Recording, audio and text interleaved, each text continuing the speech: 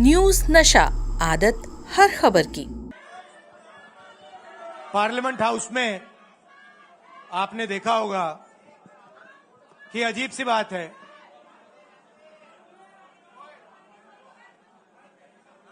BJP की जो पूरी मूवमेंट थी,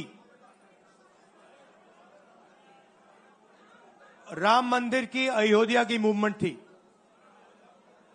सही बात, शुरुआत अडवाणी जी ने की थी, रथ यात्रा हुई थी, उसमें आपने अडवाणी जी को रथ पे देखा था। कहा जाता है कि नरेंद्र मोदी जी ने उस यात्रा में अडवाणी जी की मदद की थी। इनकी शुरुआत वहां हुई, राइट? ठीक है, रथ यात्रा चली और पार्लियामेंट में मैं सोच रहा था कि उन्होंने राम मंदिर का इनॉग्रेशन किया और राम मंदिर के इनॉग्रेशन में अदानी जी दिख गए, अंबानी जी दिख गए, मगर गरीब व्यक्ति वहां कोई नहीं दिखा। आपने देखा होगा, टीवी पे देखा आपने। अब उसका नतीजा बताता हूं। पार्लियामेंट में मैं यहां बैठता हूं, यहां पे अयोध्या के एमपी बैठते हैं। देखा आपने उनका चेहरा, इंडिया गठबंधन के हैं, है ना। मैंने उनसे पूछा कि भैया आप मुझे एक बात समझाओ, ये बीजेपी ने अपनी पूरी पॉलिटिक्स अयोध्या की पॉलिटिक्स थी।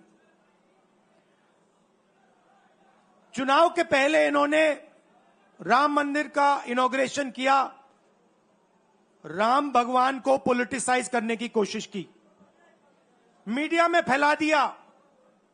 मैंने उनसे पूछा भैया एक बात बताओ, यह हुआ क्या कि उन्होंने राम मंदिर का इनॉग्रेशन किया और इंडिया गठबंधन अयोध्या में चुनाव जीत गया, यह हुआ क्या? और मुझे जवाब उन्होंने दिया, मैं ये जवाब आपको देना चाहता हूं।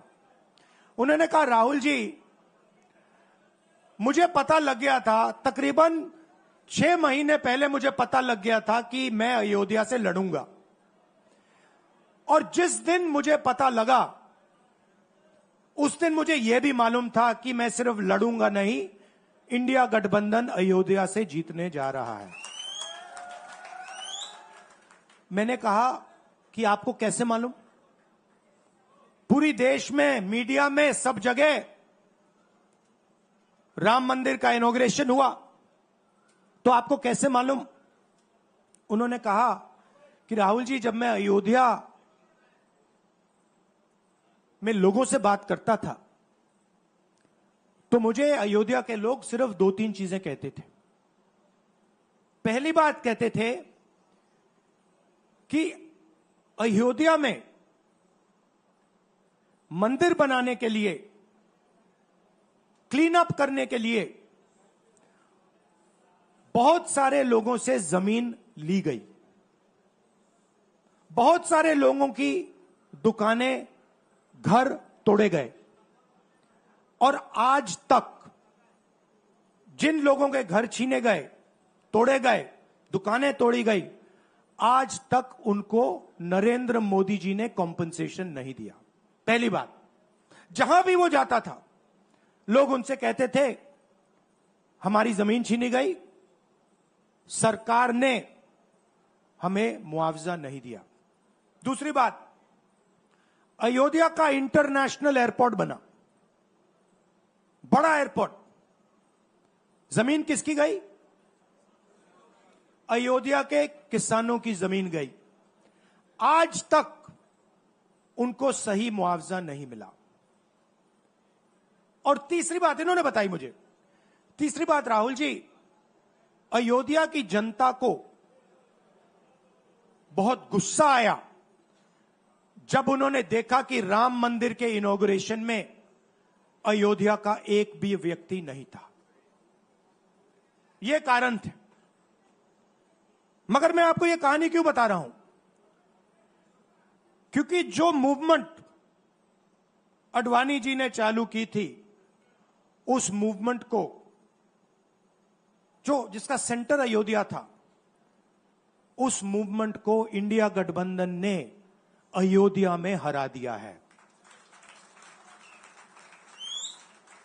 बहुत बड़ी बात कह रहा हूं।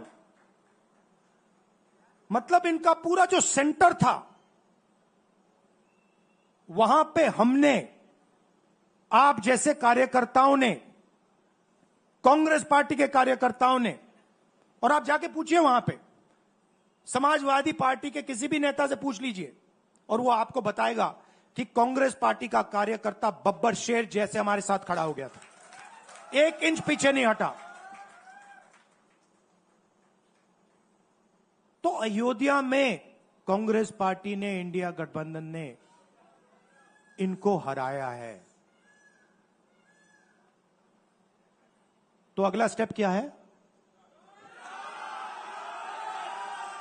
अब इन्होंने क्या किया? अच्छा, अंदर की बात बताता हूं। अब यहां आया हूं, परिवार से बात हो रही, तो अंदर की इनसाइड ट्रैक बता देता हूं। इनसाइड ट्रैक है, उसी एमपी ने बताया, राहुल जी यहां पे 3 बार सर्वे हुआ था। नरेंद्र मोदी जी वाराणसी से नहीं लड़ना चाहते थे, नरेंद्र मोदी जी अयोध्या से लड़ना चाहते थे। उनके सर्वेयर आए, 3 बार आए, नरेंद्र मोदी जी आए, और सर्वेयर ने उनको कह दिया, नरेंद्र मोदी जी अगर आप अयोध्या से लड़ेंगे, आप अयोध्या में हारेंगे। आप अयोध्या में मत लड़िए, क्योंकि अगर आप लड़ गए, आपका राजनीतिक करियर अयोध्या में खत्म हो जाएगा। इसलिए अयोध्या से नहीं लड़े, वाराणसी से लड़े। और वाराणसी में हमने 1-2 छोटी गलती कर दी, नहीं तो वहां उनको निपट लेते। मतलब आप देखिए, अयोध्या में उन्हीं के लोगों ने उनसे कहा कि हारोगे, और काशी में कितने से जीते? 1 लाख वोट से जीते। मतलब जान बचा के निकले हैं। सच्चाई है। जैसे मैंने पार्लियामेंट हाउस में कहा, हमारा काम, ये जो लगा रखा है मैंने आज, ये जो चिन्ह लगा रखा है, इसको क्या कहते हैं? अभय मुद्रा कहते हैं। ये आपका चिन्ह है, इसको भूलो मत। आप आज वापस जाओगे, अलग अलग धर्म के लोग हो आप,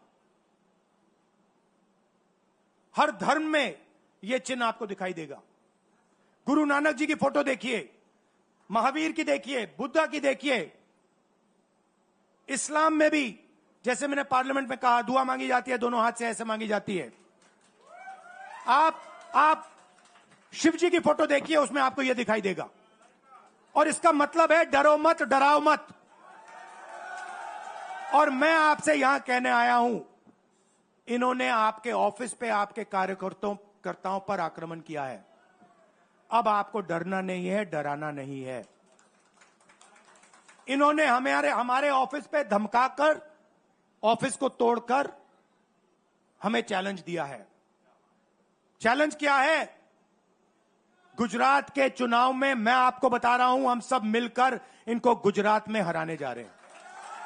जो हमने कहा, और लिख के ले लो, कांग्रेस पार्टी की जो आत्मा है वो गुजरात के चुनाव में लड़ेगी, और नरेंद्र मोदी और बीजेपी को गुजरात में, जैसे हमने अयोध्या में हराया है, वैसे ही हम गुजरात में इनको हराने जा रहे हैं। कौन हराएगा? हमारे लीडर हराएंगे, हमारे बब्बर शेर टाइगर हराएंगे। आप देख रहे हो, मैं बता रहा हूं आपको, देखो 50% आप में से लोग, 50% आप क्या सोच सकते थे? मैं आपको पूछता हूं, आप क्या सोच सकते थे?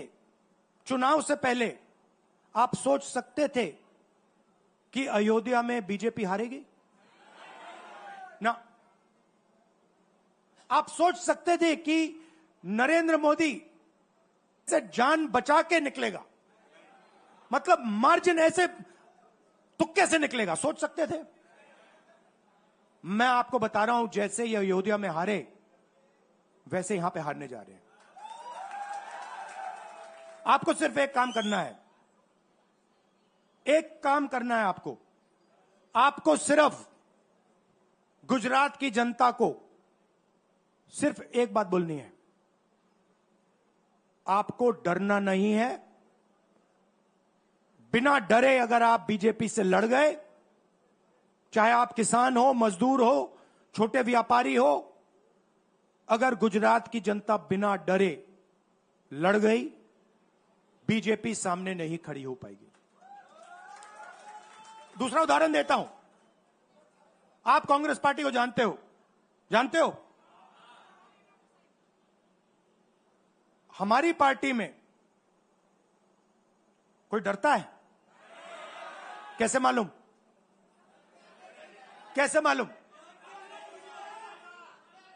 हमारी पार्टी में दिल से बात कर देते हैं। बड़ा सा बड़ा हो, राहुल गांधी हो, हमारे पार्टी के लोग कहते हैं राहुल गांधी, मुझसे कहते हैं, मेरे कमरे में आके कहते हैं, राहुल जी ये जो आपने किया हमें अच्छा नहीं लगा। कहते हैं, मैं बता रहा हूं आपको, और मैं कहता हूं आपने सही बोला, इस बार मैंने ऐसे नहीं करना था, जो आप बोल रहे हो वैसे करना था। हम डरते नहीं हैं, ना हमारे कार्यकर्ता हमें बोलने से डरते हैं, ना हम अपनी कार्यकर्ता की बात सुनने से डरते हैं, ना हमारा कार्यकर्ता हमसे डरता है। अब देखिए, मैं आपको रियलिटी बता रहा हूं, बीजेपी में नरेंद्र मोदी बैठे हैं, उनकी पूरी टीम बैठी है उनके सामने।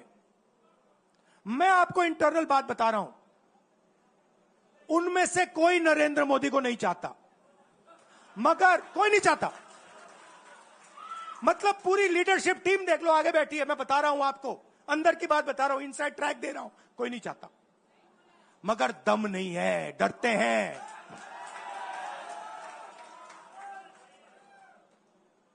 अगर नरेंद्र मोदी जैसा लीडर कांग्रेस पार्टी में होता, पूरी कांग्रेस पार्टी खड़े हो जाती, कहती है नहीं हम डरते नहीं है, हटो यहां से। मगर उनकी पार्टी में दम ही नहीं है, उनके कार्यकर्ताओं में दम नहीं है। आप देखो ना, एक आदमी खड़ा है वहां पे, सबकी हवा निकल गई, मतलब कार्यकर्ताओं की हवा निकल गई, आरएसएस की हवा निकल गई, सारे लीडर्स की हवा निकल गई। सच बोल रहा हूं ना।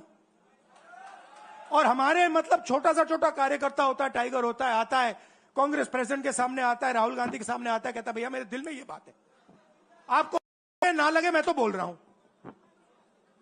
तो ये है कांग्रेस पार्टी। अंग्रेजों के साथ ये खड़े हो गए थे सारे के सारे आरएसएस वाले। हम लड़े थे, हमने कहा, देश से हमने कहा था डरो मत, डराओ मत, हमने कहा था। बीजेपी के लोगों ने हाथ जोड़ के कहा था भैया डर गए हम, जो करना है कर लो।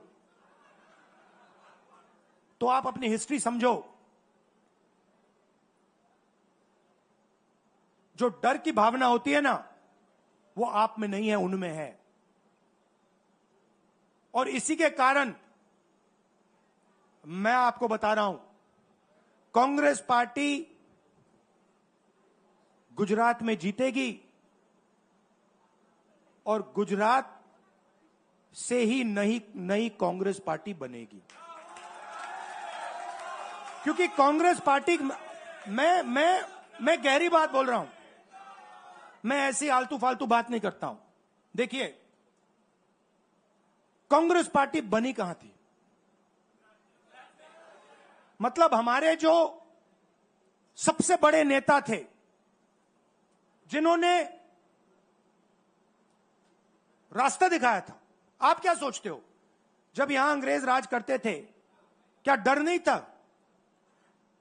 गुजरात के व्यक्ति ने कहा था, महात्मा गांधी ने देश को कहा कि देखो, डरो मत, डराओ मत। और आग गुजरात से शुरू हुई थी। और आज अगर कांग्रेस पार्टी है, तो वो पार्टी, वो भावना, वो सोच गुजरात से शुरू हुई थी। इसीलिए जब इन्होंने हमारा ऑफिस तोड़ा, मैंने सोचा भैया मौका मिल गया, अब हम इनको सबक सिखाएंगे। जैसे इन्होंने हमारा ऑफिस तोड़ा, वैसे ही हम उनकी सरकार को तोड़ने जा रहे हैं। अच्छा, अब मैंने दरोमत की बात करी, मगर एक शिकायत भी है। एक शिकायत भी है। यह भी नहीं है कि कांग्रेस पार्टी गुजरात में कमियां नहीं है, ये कहना पड़ेगा, कहना पड़ेगा। कमी क्या है? एक कार्यकर्ता ने मुझे बहुत अच्छी तरह बताया, कांग्रेस पार्टी के कार्यकर्ता ने, राहुल जी, कहता है मुझे, राहुल जी, ये कांग्रेस पार्टी में एक मुश्किल है, दो तरीके के घोड़े होते हैं, एक रेस का घोड़ा होता है, दूसरा शादी का घोड़ा होता है। ये आप कभी कभी कांग्रेस पार्टी क्या करती है, रेस के घोड़े को शादी में भेज देती है और शादी के घोड़े को रेस में लगा देती है। तो उसने कहा ये आप बंद करा दीजिए, रेस के घोड़े को आप रेस दौड़ाइए और शादी के घोड़े को आप शादी में भेजिए। तो ये हमें गुजरात में करना है। जो रेस का घोड़ा है, जो तैयार है, दौड़ने के लिए तैयार है, उसको रेस में लगाना चाहिए। और जो हमारे शादी के घोड़े हैं, जो हैं, वो हैं, उनको हमें शादी में, बारात में नचा देना चाहिए। तो अब मेरा कहना है कि यह काम सीरियसली करना है। हम पिछले चुनाव में, आप भी जानते हो, मैं भी जानता हूं कि हम बीजेपी से पिछले चुनाव में नहीं लड़े थे, ठीक से नहीं लड़े थे। उससे पहले चुनाव में 2017 में हम 3 महीने कह लो, 4 महीने कह लो, 4 महीने 3 महीने हम लड़े और नतीजा आपने देखा।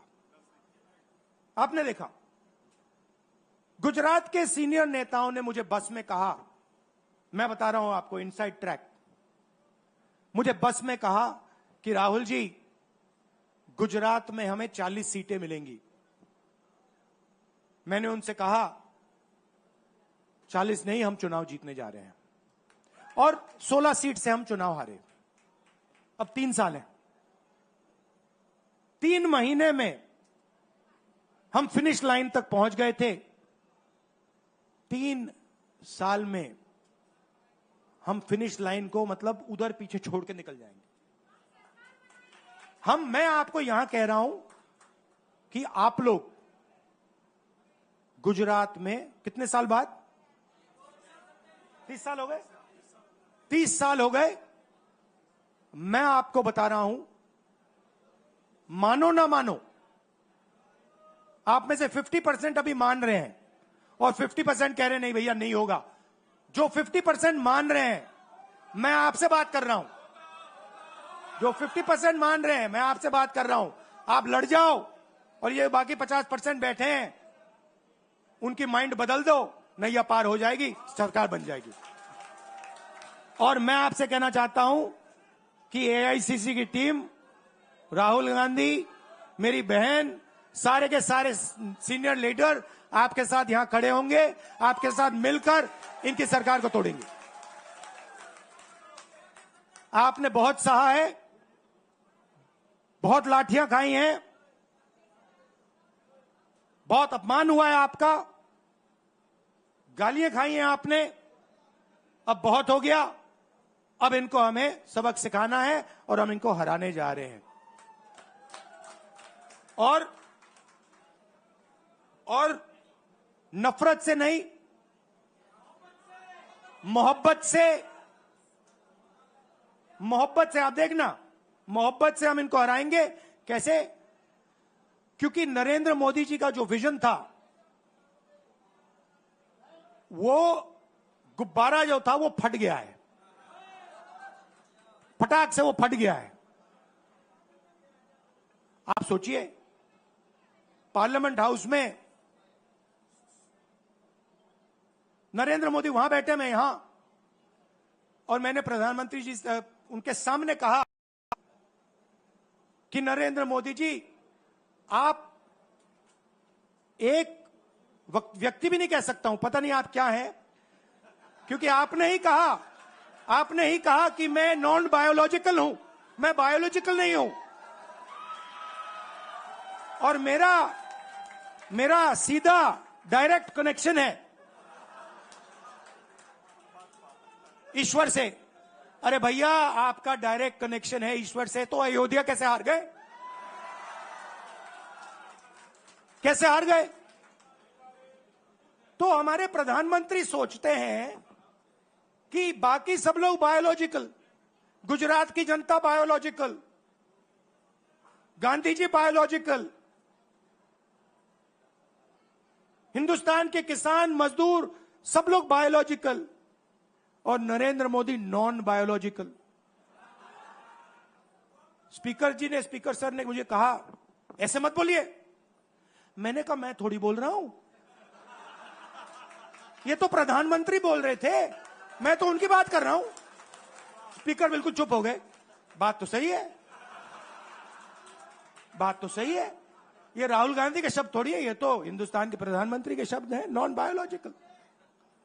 अब सोचिए, वो व्यक्ति जो अपने आप को नॉन बायोलॉजिकल समझता है और देश की जनता को बायोलॉजिकल समझता है, कि मतलब मैं यहां और बाकी जनता वहां, वो गुजरात को विजन कैसे दे सकता है?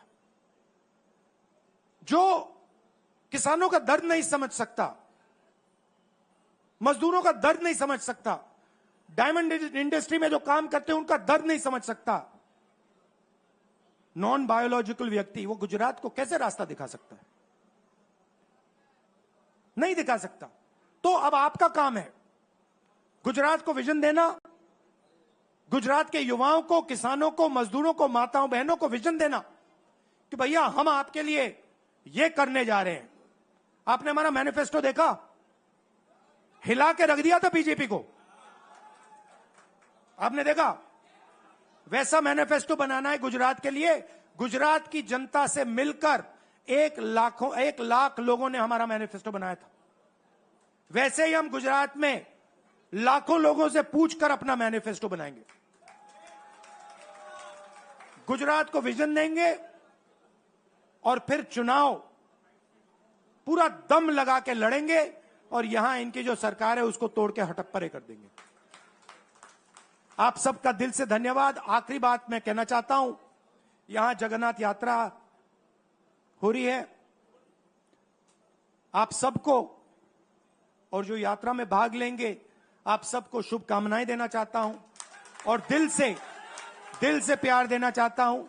और आप हमसे जुड़े रहने के लिए सब्सक्राइब करें YouTube पर, फॉलो करें Twitter पर, और लाइक करें Facebook पर। और ज्यादा जानकारी के लिए आपको टाइप करना होगा सिर्फ न्यूज़ नशा।